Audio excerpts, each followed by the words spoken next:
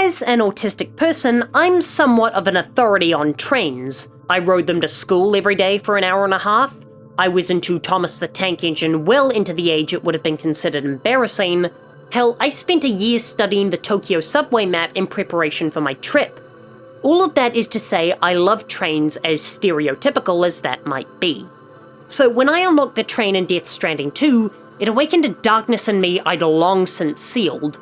And from that point onwards, my journey across the Outback was done from the rails whenever it was permitted.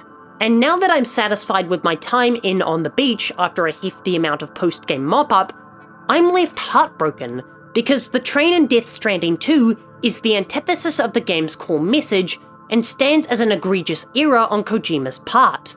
Now, if you think I'm about to go on a rant about how the train is overpowered and makes the game boring because there's no actual traversal, and how I chose to make the game boring because it never forced me to use it and my opinion is invalid, then you are under the strange delusion that I'm playing a sequel to Death Stranding for the difficulty. I couldn't care less about how hard a package delivery simulator is. I'm here for the juicy symbolism and thematic elements that Kojima incorporates like no other, and this is where my problem with the train arises.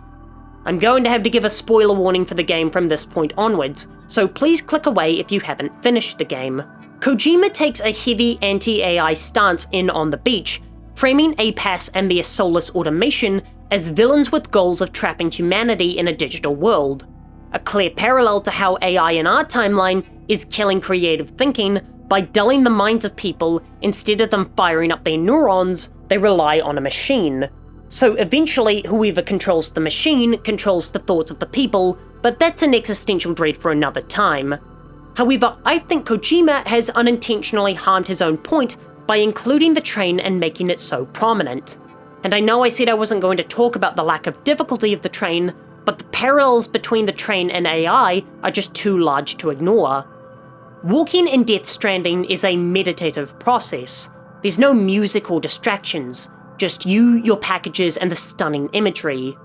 This tranquility naturally causes your mind to wander while you traverse this lush apocalypse.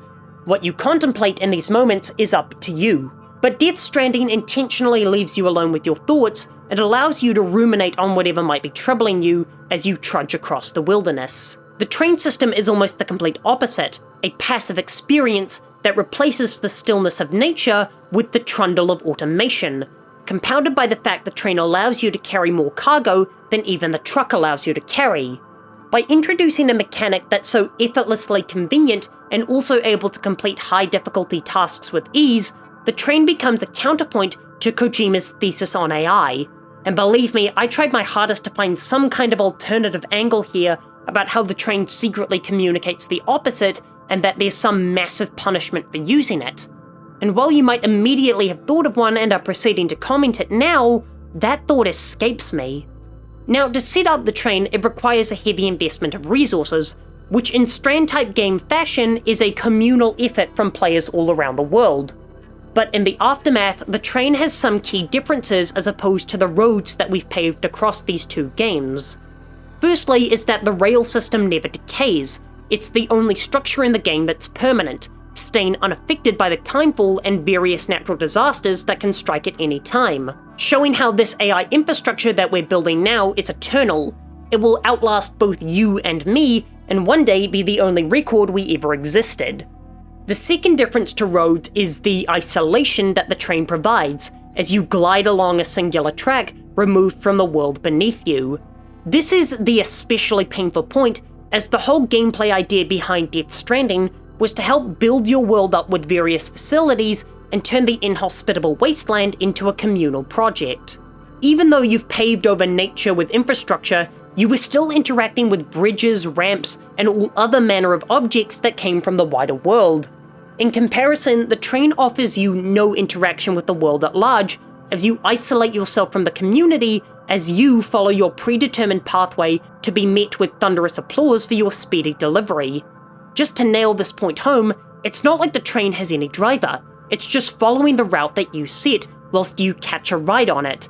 Sam is literally riding around on an automated mode of transport whilst colonizing Australia for an AI empire. I truly do hope there's someone out there that can point out an interpretation I've missed, as the overwhelming effectiveness of the train has significantly hurt my enjoyment of Death Stranding 2. But I'd like to emphasize that this isn't from a gameplay perspective, as I don't need or want a game like this to be particularly taxing. But thematically, this train derails the core message of Death Stranding 2, and to me is a glaring oversight of Kojima's excellent practice of tying themes and gameplay together. For more Death Stranding 2 essays, here's one about how the game is secretly a game about colonialism, and I'll be back in 2 days.